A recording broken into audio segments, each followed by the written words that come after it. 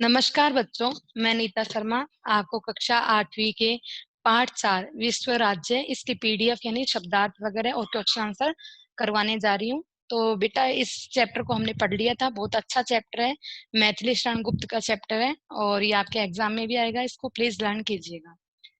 सबसे पहले हम पढ़ते हैं शब्दार्थ। विस्तार, विस्तार का अर्थ होता है फैलाव। सलील, पानी। व्योम, आकाश। रूपाकार, शक्ल। अविकार, जिसमें कोई त्रुटि न हो। अंबर, आकाश। अनिल, हवा। सोम, चंद्रमा। ठोर ठोर, स्थान।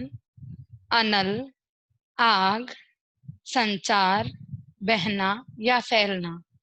अगणित, जिसकी गिनती न की जा सके। समशीतोष्ण, न गर्म न ठंडा, समान तापमान। लोहा युद्धधारी, यानी लोहे के अस्त्र धारण करने वाला। विग्रह, अलग अलग करना। विश्व राज्य, सारे संसार का राज्य। क्षत, यानी चोट या घाव। परिहार, अवज्ञा या त्याग।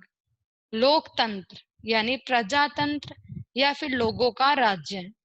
देह, देह का अर्थ होता है शरीर। स्नेह, स्नेह का अर्थ होता है प्यार। विविध, विविध का अर्थ होता है अनेक। और परित्राण, इसका मैंने आपको ग्रुप में डाला था कि परित्राण का अर्थ होता है साधु भाव या उन्नति व शांति का भाव। नेक्स्ट देखिए, मौखिक प्रश्नोत्तर। कवि किससे विस्तार के बारे में प्रश्न कर रहे हैं? कवि मानवों अर्थात मनुष्यों से उनकी जन्मभूमि के विस्तार के बारे में प्रश्न कर रहे हैं। नेक्स्ट देखिए, हम अधूरे कब होते हैं और पूरे कब होते हैं? अलग अलग रहने पर सभी अधूरे हैं और एक साथ मिलकर रहने से ही सब पूरे होते हैं। अलग अलग स्थानों के अपने क्या क्या गुण हैं? किसी स्थान पर गर्मी अधिक है तो कहीं बर्फ जमी है, अतः अलग अलग स्थानों के अलग अलग गुण होते हैं।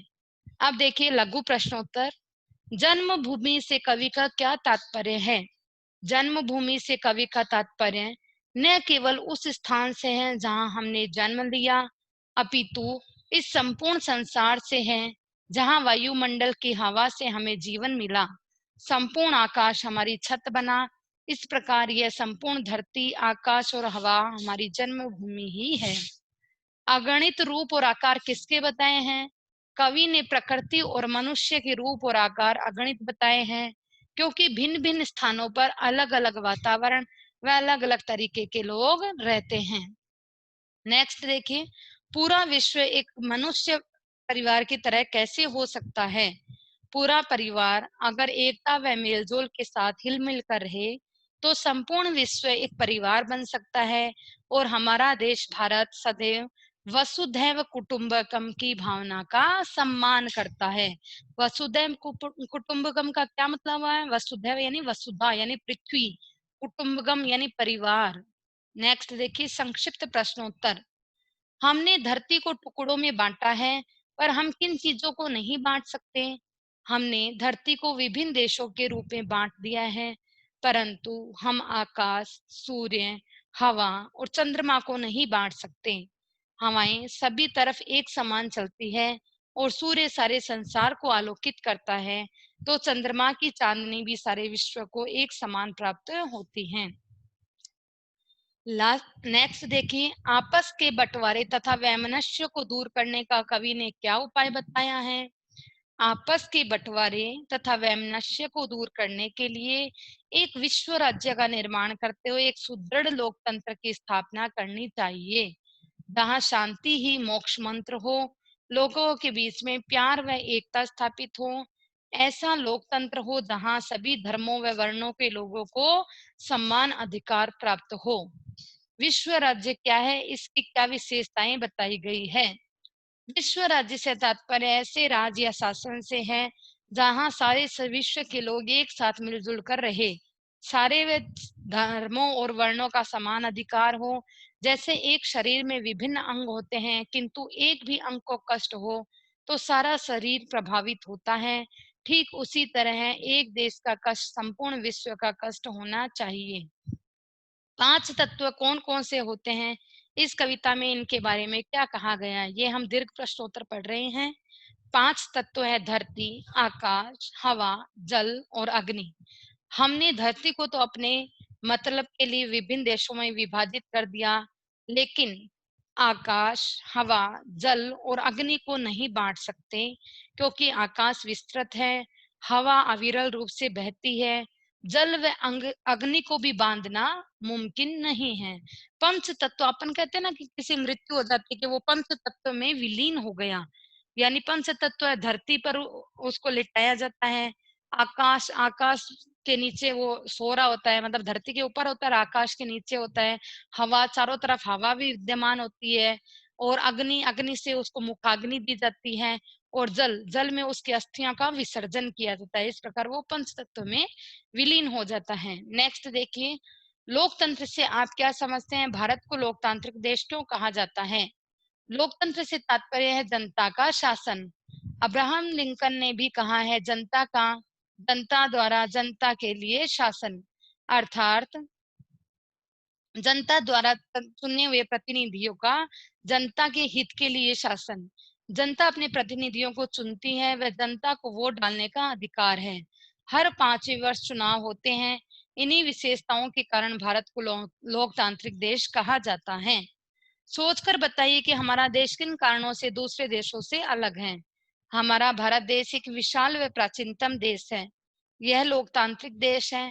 भारत में सभी धर्मों को संविधान में स्थान दिया गया है।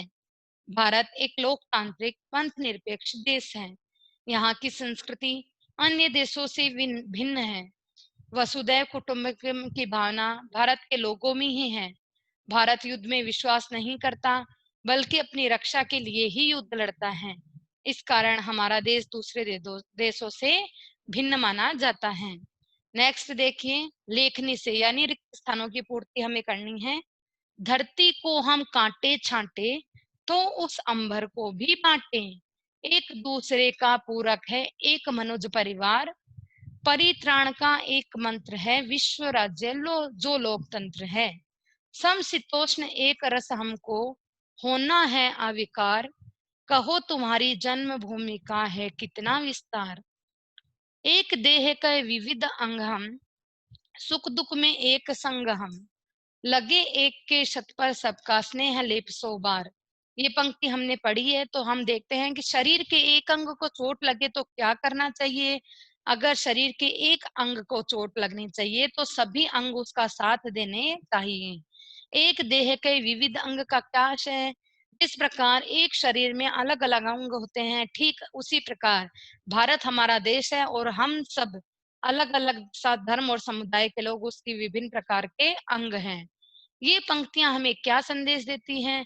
ये पंक्तियां हमें यह संदेश देती है कि हम एक ही देश के हैं, भले हमारा रंग रूप भिन्न हो, लेकिन हम सभी भाई बंधु हैं। सभी अगर मिलजुल कर रहेंगे और एक दूसरे के स्नेह रखेंगे, प्यार रखेंगे, तो हमारा देश हमेशा आगे बढ़ेगा। अब देखिए पंक्तियों का हम मिलान करते हैं। भिन्न भिन्न यदि देश हमारे तो किसका संसार, एक दूसरे का पूरक है एक मनुज परिवार, सब वर्णों का सब धर्मों का जहां एक अधिकार, धरती को हम काटे छाटे तो उस अंबर को भी बांटे, परित्राण का एक मंत्र है विश्व राज्य जो लोकतंत्र है। अब देखिए कुछ शब्दों में और कुछ वाक्यों में प्रश्नोत्तर अभी हमने किए थे। नेक्स्ट हम देखते हैं भाषा और व्याकरण से संबंधित प्रश्नोत्तर। आसमान, कविता में आसमान का समानार्थी शब्द है अंबर, पृथ्वी, धरती, आग, अनल, हवा, अनिल, चंद्रमा, सोम, रवि, सूर्य। अब देखिए संधि विच्छेद करते हैं हम। रूप प्लस आकार, रूपाकार, अ प्लस ए बराबर आ। शीत प्लस उष्ण, शीतोष्ण। कौन सी संधि होगी इसमें? गुण संधि, ए और। ठीक है। लोहा युद्ध, लोह प्लस आयुध, लोहायुद्ध। कौन सी संधि है? दीर्घ संधि। धर्म प्लस अर्थ, धर्मार्थ। कौन सी संधि है? दीर्घ संधि। नेक्स्ट देखिए शुभ प्लस आरंभ, कौन सी संधि है? शुभारंभ। दीर्घ संधि। नेक्स्ट देखिए, कुछ अपने को वाक्य दिए गए हैं, इनको प्रश्नवाचक में बदलना है। भारत एक लोकतांत्रिक देश है, तो हम लिखेंगे कौन एक लोकतांत्रिक देश है। आज वर्षा नहीं होगी, क्या आज वर्षा होगी। हम कल पिकनिक पर जाएंगे, तुम पिकनिक पर कब जाओगे। तुम पढ़ रहे हो, तुम क्या कर रहे हो। नेक्स्ट देखिए, सम उपसर्ग लगाकर प्रत्यय बनाने हैं। सम प्लस तोष, सॉरी, सम उपसर्ग लगाकर शब्द बनाने हैं। सम प्लस तोष संतोष, सम प्लस चय संचय, सम प्लस कल्प संकल्प, सम प्लस योग संयोग। इस गीत के हर छंद में विस्तार शब्द का तुकारांत आया है, जैसे अविकार, परिहार, अधिकार, परिवार, रूपाकार और संचार। अब देखिए, आप भी प्यारा, न्यारा, उजियारा, तारा, धारा ऐसे शब्दों को मिलाकर एक कविता बनाइए। ये कविता मैंने स्वयं ने रचित की है। इसी तरीके से आप भी शब्दों का चयन करते हुए कविता बना सकते हैं। देश हमारा सबसे न्यारा, ये न्यारा शब्द आ गया ना, देखिए यहाँ। हमको है प्राणों से प्यारा, ये देखिए प्यारा शब्द आ गया। बहती यहाँ शीतल जल की धारा, ये धारा शब्द आ रहा है यहाँ। अंबर में जब आता तारा, आ गया ना। जग में हो जाता है उजियारा। तो इस प्रकार ये हमने आज पीडीएफ अपनी कर ली है। अब आप इसको एग्जाम के लिए प्लीज प्रिपेयर कीजिएगा। धन्यवाद।